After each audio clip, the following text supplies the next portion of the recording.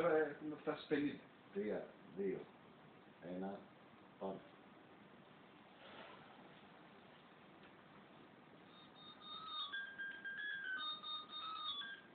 Τώρα απότομα το 4, πάλι πίσω. 3.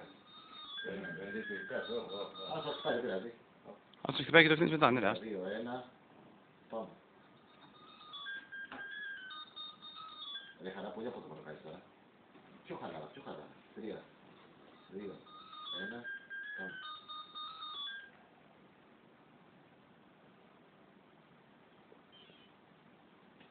Παρακαλώ.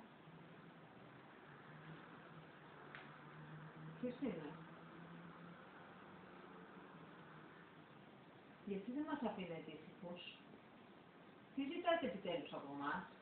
Δεν σας κάνει που καταστρέψατε τη ζωή μας? Φτάνει πια. Αφήστε. Το ξέχασα.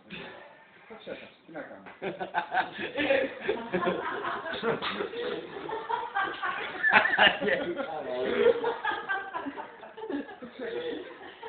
Να πάνε στο ίδιο πράγμα συνήθως και το άλλο.